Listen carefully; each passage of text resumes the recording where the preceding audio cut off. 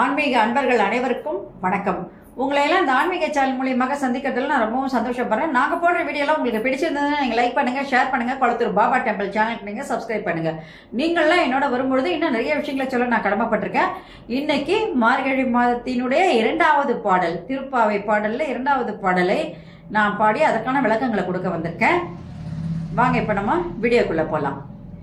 வையத்து வாழ்வீர்கள் நாமும் நம் பாவைக்கு செய்யும் கிரிசைகள் கேளீரோ, பார்க்கடலுள் வெய்யத்துணின்ற பரமநடி பாடி நெய் உண்ணோம் பால் உண்ணோம் நாக்காலே நீராடி மையிட்டு எழுதோம் மலரிட்டு நாம் முடியோம் செய்யாதன செய்யோம் தீக்குறளை சென்றெடுத்தோம் ஐயமும் பிச்சையும் மாந்தனையும் கைகாட்டி உயுமார் என்றெண்ணி உகந்தேலோ ரெம்பாவாய். இது பாடல்.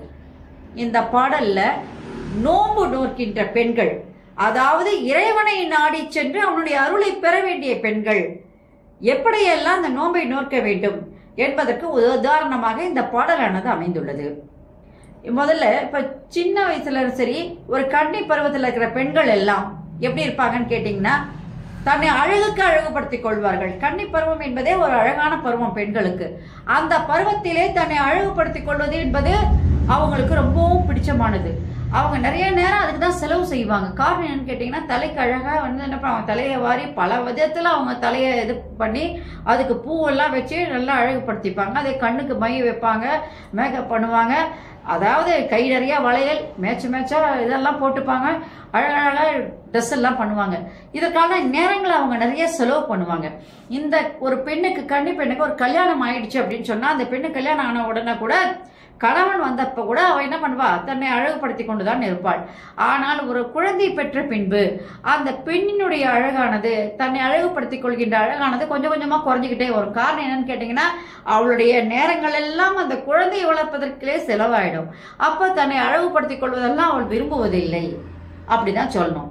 இப்ப அந்த கன்னி பெண்கள் எதையெல்லாம் விட வேண்டும், இந்த திருப்பாவை பாடல்ல 2வது பாடல்ல நோன்பு நோக்கின்ற பெண்கள் எதையெல்லாம் தவிர்க்க வேண்டும், தவிர்த்து எவ்வாறு நோன்பை நோக்க வேண்டும் என்பதுதான் இதை அடிப்படையாக கொண்ட பாடலாக அமைகிறது. இதுல நம்ம எதை செய்யக்கூடாது, எதை செய்ய வேண்டும் என்பதை அழகாக ஆண்டாள் நாச்சியார் இந்த பாடலிலே விவரிக்கின்றாள். இந்த இறைவனாகிய அந்த கண்ணனை நாம் சென்று நாடும் பொழுது கண்ணிற்கு மை தீட்ட மாட்டோம், நெய் உண்ண மாட்டோம், பால் பருக மாட்டோம், கூந்தலிலே பூ வைத்துக் கொள்ள மாட்டோம்.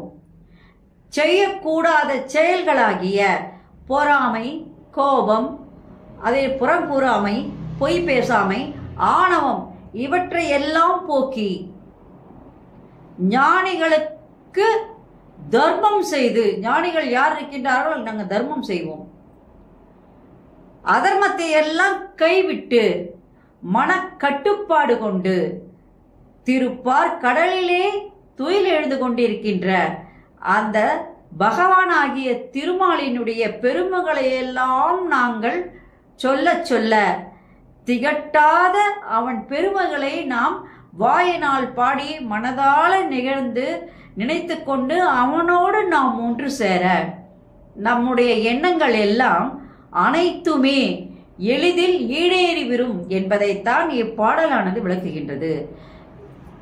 பாடல்ல அவங்களுடைய அழகு மட்டும் இல்ல, நம்ம சாப்பிட்ற சாப்பாட்டில் கூட ஒரு கட்டுப்பாடு வேணும் அப்படின்றத அழகாக எடுத்து கூறுகின்றாள் ஆண்டாள் நாச்சியார்.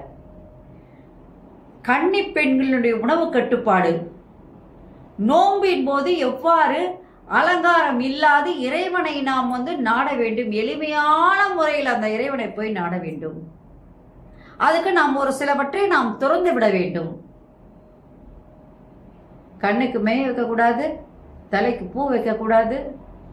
அதே நேரத்தில் சதா சர்வகாலமும் அந்த இறைவனை நாம் என்ன பண்ணணும், நினைக்கணும் அப்படின்னு சொல்லி அந்த அம்மா கன்னி பெண்களை ஒரு கட்டுப்பாட்டுக்குள்ள கொண்டு வராங்க.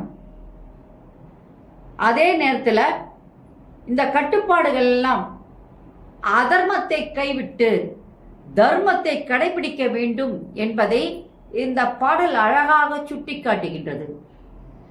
இவ்வாறு செய்யும் பொழுது நம் சிந்தனைகள் அனைத்துமே இறைவன் கோயில் சென்றுவிடும். அதை நம்ம அழகுபடுத்துவதற்காக ஒரு அரை மணி நேரம் 1 மணி நேரம் செலவு பண்ணுறோம். அந்த நேரங்கள் எல்லாம் இப்பொழுது இறைவன் பால் சென்று விடுகிறது.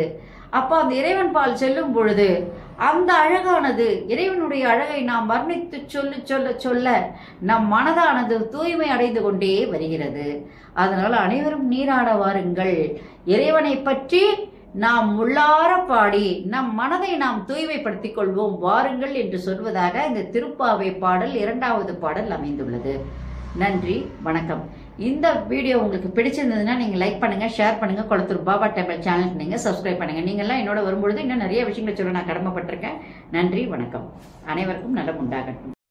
Subscribe to my channel and please press the bell icon for more videos.